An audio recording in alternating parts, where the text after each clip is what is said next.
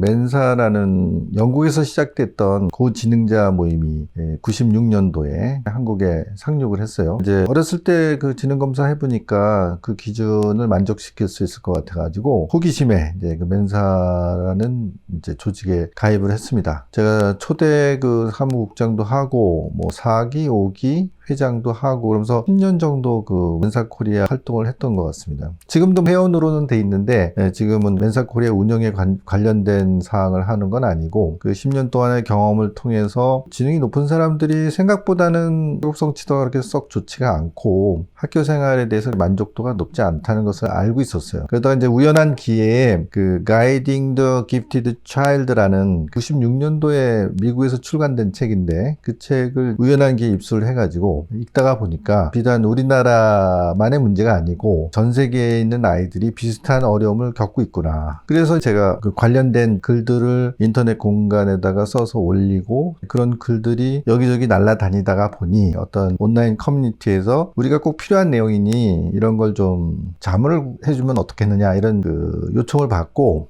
컴퓨터에서 이제 댓글을 달아주는 것으로 이제 일을 시작했던 것이죠. 그리고 이제 그 일을 하다 보니까 생각했던 것보다는 지능이 높은 아이들의 부모들이 아이를 양육하는 데서 굉장히 어려움을 겪고 있다는 것을 알게 됐어요. 그래서 그것에 대해서 제가 조언을 하는 게 댓글이 길어진 거죠. 댓글만으로는 이제 충분하지가 않고 전화를 원하는 분도 있어서 전화 상담도 하고요. 또 전화 상담으로도 좀 부족하니 한번 직접 만나서 얘기를 해줄 수 있겠느냐. 그래서 주말에 만나기도 하고 그래서 그런 일들이 확대가 되어서 대략 전후 한 15년에서 20년 사이에 걸쳐서 굉장히 많은 가족들을 만난 거죠. 제가 이제 일일이 카운트 해본 건 아니지만 2,000 가족은 훨씬 넘는 것 같아요. 정식으로 컨설팅 오피스를 열고 나니까 더 많은 가족들을 만나게 되었죠. 그래서 대략 제가 지금 추산하기로 한 2,300에서 2,500 가족 정도를 만난 것 같습니다. 그러다 보니 굉장히 많은 사례들이 있고 저랑 지속적으로 뭐 10년 넘게 조언을 주고받고 또 뭐 활동도 같이 하고 또 그 아이들이 성장하는 것들을 같이 지켜본 가족들도 상당히 있습니다. 그 가족들이 그런 어려움을 극복하는 과정을 많이 보았고 그 아이들이 실제로 그냥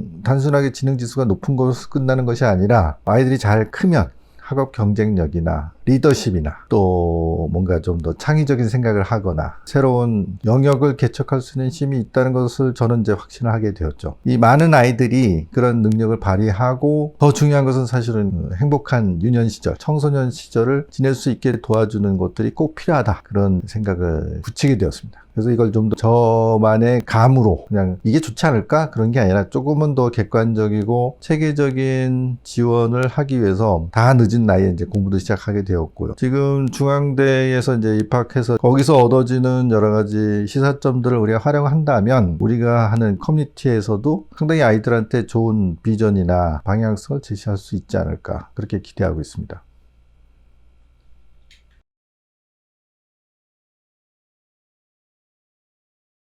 벌써 한 2년이 돼가네요. 태국에서 열렸던 아시아 태평양 영재학회 참석을 해서 같이 참석했던 그 한국 분들, 그러니까 그때 식사를 하면서 문득 누가 그런 얘기를 하더라고요. 그러니까 선생님 꿈이 뭐예요? 그래서 제가 어떻게 대답했냐면 제가 뭐 대단한 사람은 아니지만 작은 개인 컨설팅 오피스를 운영하고 있는 사람이긴 하지만 그래서 제가 꿈은 아주 야무지게 꿉니다. 그렇게 얘기를 했어요. 그래서 우리나라 아이들이 굉장히 우수하고 그리고 그 많은 아이들이 사실은 제대로 자기의 잠재력을 개발하지 못하고 있는 게 현실이다. 그런데 이 아이들을 그런 어려움으로부터 보호를 해주고 그런 걸 극복해서 아이들이 능력을 나타내기만 한다면 상당히 우수한 인재들로 성장할 수 있을 것이라고 생각한다. 그래서 내가 하는 이런 프로그램들 점차적으로 단계적으로 자꾸 발전시켜서 그래서 가장 손에 꼽히는 한 개적 탑스쿨. 제가 생각하는 건 사실은 학부 과정은 아니에요. 대학 과정은 아니고 대학원 과정. 박사 과정에서 세계적으로 손에 꼽히는 한 20개 대학원에 한국의 아이들이 잘 준비가 되어서 1년에 한 학교에 뭐 10명, 나중에는 뭐 100명씩 들어갈 수 있는. 그래서 500명, 1000명, 2000명 정도의 애들이 매년 배출이 되어서 가장 최고의 교육을 받을 수 있는 그런 기반을 만드는 것이 내 꿈이다. 그렇게 얘기를 했습니다. 뭐 사실은 지금 그런 얘기를 하면 허황된 얘기일 수도 있죠. 근데 제가 10년 전에 정말 부모들이 힘들어하고 그 아이 한 명이 사고를 쳐가지고 학교 전체가 들었다 놨다 하는 그럴 정도의 어려웠던 애들을 데리고 이 아이들이 장차 뭐 소위 말하는 스카이, 뭐 서울대, 연대, 고대 아니면 과학고, 영재고 이런 데 갈 수 있을 것이다 라는 얘기를 제가 10년 전에 떠들었었는데 그때 사람들이 다 비웃었죠. 그게 말이나 되냐. 이 지 선생님은 너무 비현실적인 생각을 하는 것 같아. 비현실적인 얘기를 저렇게 응?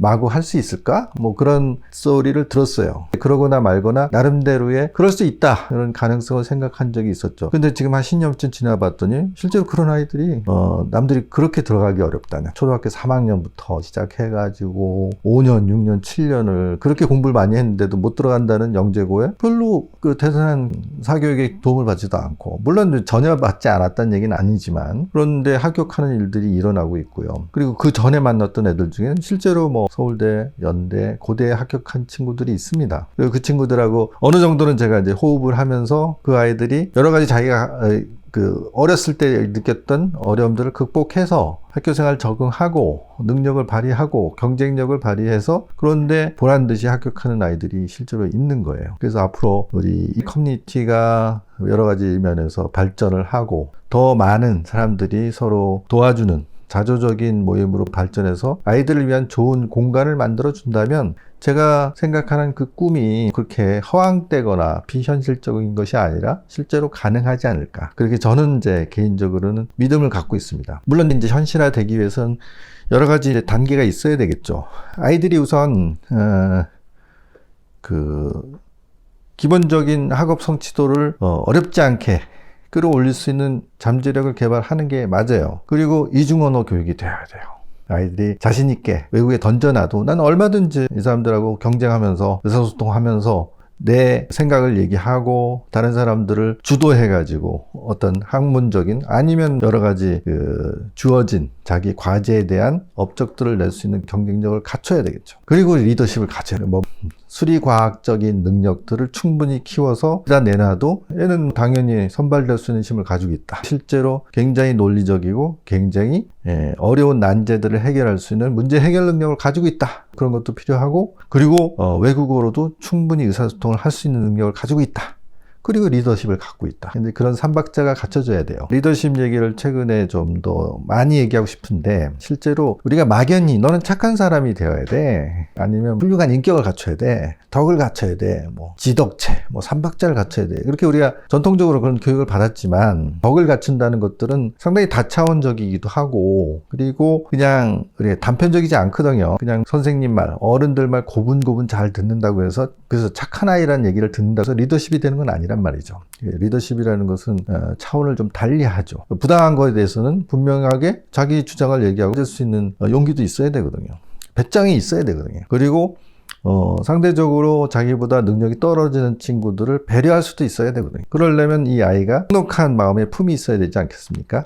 근데 이 아이들이 오히려 학교 현장에서 혹은 부모로부터 계속 지적을 받는, 말썽이나 부리지 마라 이놈아, 응? 너는 왜 그따위로 행동을 하느냐, 이런 공격을 당하는 그런 상태에서는 리더십을 키울 수가 없겠죠. 아이들한테 착한 아이가 되라, 뭐 말썽을 부리지 않는 아이가 되라는 그런 가르침이 아니라 이 아이한테 기회를 주고 네가 이렇게 했을 때 다른 사람한테 도움을 줄 수도 있고, 그리고 자기 자신을 지켜낼 수도 있고, 그리고 또 여러 사람들의 그 의견들을 끌어모아서 하나의 통일된 의견 일치를 주도할 수도 있고, 그래서 어떤 부당한 강한 사람들한테 그런 것들을 맞서서 사람들의 권익을 지켜주는 그런 경험도 필요하고, 비록 어린아이들 하더라도 그럴 수 있는 경험을 주고 그런 비전을 심어주는 것들은 굉장히 중요합니다. 근데 우리가 일반적으로 학교라든지 이제 교육 프로그램이나 그런 클래스 안에서는 그런 리더십을 우리가 배양시키기가 좀 어려울 거 아닙니까? 그래서 커뮤니티 활동이 굉장히 중요한, 어떤 리더십을 함양할 수 있는 중요한 단초들을 제공할 수 있다고 생각합니다. 그런 것들이 잘 어우러져서 이게 체계화되고 또 확산이 될 수 있다면 제가 아까 얘기했던 그런 큰 꿈이 그냥 허황된 꿈이 아니고 현실적인 비전이고 현실적인 가능성으로 바뀔 수 있다고 믿습니다.